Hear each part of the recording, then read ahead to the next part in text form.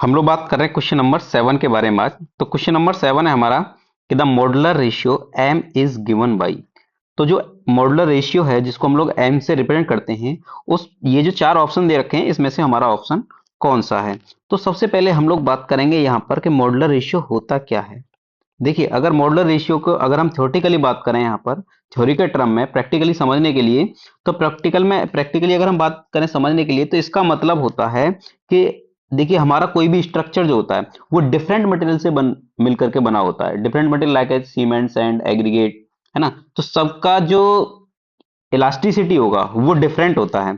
तो इस वजह से हम क्या करते हैं, जो हमारे डिफरेंट इलास्टिसिटी है उसको एक कॉमन इलास्टिसिटी देने के लिए, या फिर हम इस तरीके से कहें कि जो डिफरेंट इलास्टिसिटी है तो उसको हम लोग एक इक्विवेलेंट में कन्वर्ट करने के लिए, तो हाँ, या फिर इक्विवेलेंट मटेरियल में कन्वर्ट करने के लिए, इस तरीके से भी कह सकते हैं कि जो हमारा कोई भी स्ट्रक्चर बना हुआ है वो डिफरेंट मटेरियल से मिलकर के बना हुआ है, और उस डिफरेंट मटेरियल को हम लोग एक कॉमन मटेरियल में या फिर इक्विवेलेंट मटेरियल में कन्वर्ट कर देते हैं। तो इस वजह से इस टर्म को हम लोग नाम देते हैं मॉडुलर रेशियो। तो अगर हम दूसरा अगर फॉर्मूले के टर्म में बात करें, तो इसके जो दो फॉर्मूले होते हैं, एक होता है m is equal to E S upon में ई सी, और एक दूसरा होता है m is equal to 280 upon में 3 सिग्मा सीबीसी। तो यहां पर जो पहला फॉर्मूला है हमारा, ई एस का मतलब होता है, हम जानते हैं, Young's modulus of elasticity of steel, और इसी की अगर हम बात करें तो ये होता है Young's modulus of elasticity of concrete. तो इसमें से ये तो ऑप्शन है नहीं, तो इस वजह से ये हमारे फॉर्मूले, इस पर हम बात करेंगे नहीं अभी। तो दूसरा फॉर्मूला है हमारा, दूसरा है 280 अपॉन में 3 सिग्मा सीबी। तो इसमें से जो करेक्ट फॉर्मूला होगा या फिर करेक्ट आंसर अगर हम कहें तो ऑप्शन सी होगा। अगर हम बात करें यहां पर सिग्मा सीबीसी की, तो सिग्मा सीबीसी क्या है, यहां पर सिग्मा सीबीसी है permissible stress in concrete. Permissible stress in concrete, और परमिसिबल स्ट्रेस इन कंक्रीट की जब हम बात करते हैं तो ये दो तरीके से बात करते हैं। एक होता है हमारा सिग्मा सीबीसी और एक होता है हमारा सिग्मा सीसी। सिग्मा सीबीसी भी जो होता है, ये इसको हम लोग कहते हैं permissible stress in concrete in bending, और जो सिग्मा सीबीसी है इसको हम लोग कहते हैं permissible stress in concrete in direct compression. तो जो सिग्मा सीबीसी की बात करें तो इसका जो फेलियर होगा ये हमेशा बेंडिंग में होगा। अगर मान लीजिए हमारा कोई बीम है, तो इसके ऊपर जब लोड आ रहा है तो लोड की वजह से हमारा जो बेंडिंग में फेलियर हो रहा है, हम लोग उसके लिए बात कर रहे हैं। और जो सिग्मा सीबीसी है, कोई भी हमारा क्यूब है, अगर मान लीजिए हम उस पर डायरेक्ट लोड लगा रहे हैं तो उस लोड की वजह से क्या इफेक्ट पड़ रहा है, कितने लोड पर फेल हो रहा है, तो हम लोग बात करते हैं वो फिर सिग्मा सीबीसी, सिग्मा सीसी में, डायरेक्ट कंप्रेशन में।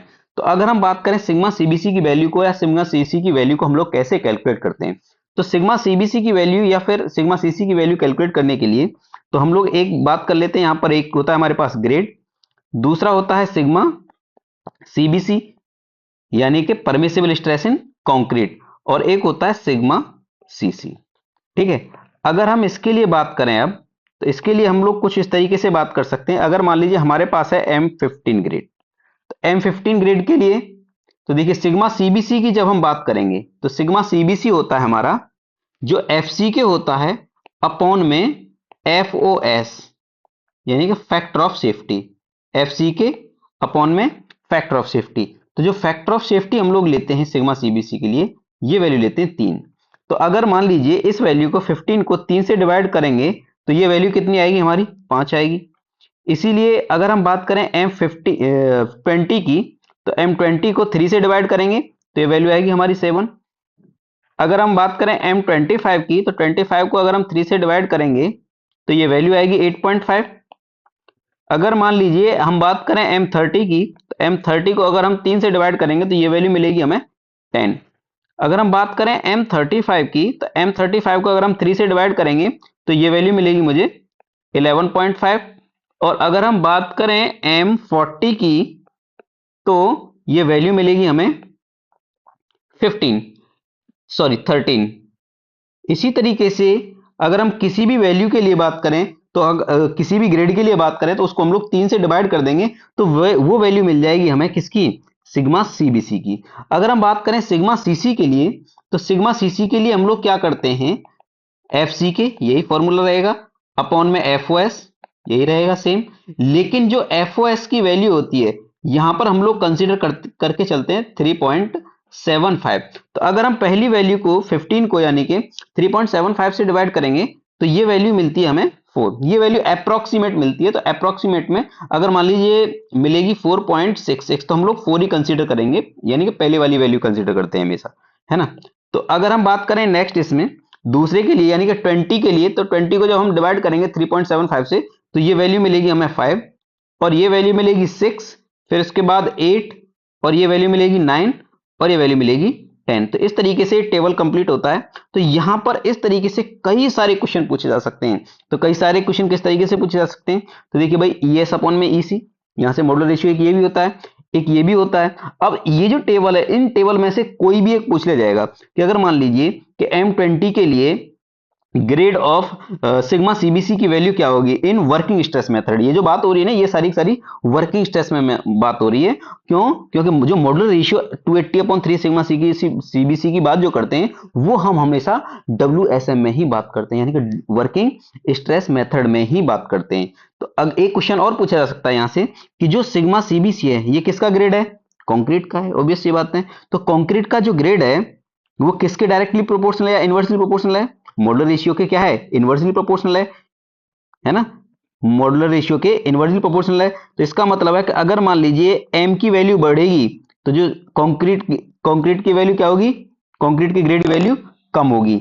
अगर मान लीजिए कि जो मॉडुलर रेशियो की वैल्यू कब कम मिलेगी, जब हमारा सिग्मा सीबीसी की वैल्यू यानी कि ग्रेड ऑफ कंक्रीट की वैल्यू ज्यादा होगी। तो इसी तरीके से यहां से कई सारे क्वेश्चन बन जाते हैं, फॉर्म हो जाते हैं। तो मुझे उम्मीद है कि ये आपको क्वेश्चन बहुत अच्छे से समझ में आ गया होगा और यहां से कई सारे क्वेश्चन फॉर्म होते हैं। यहाँ से जैसा कि मैंने अभी आपको बताया था कि जो हमारा ग्रेड होता है या फिर हमारा जो डिफरेंट मटेरियल होते हैं उन मटेरियल को हम लोग एक कॉमन मटेरियल में चेंज करते हैं।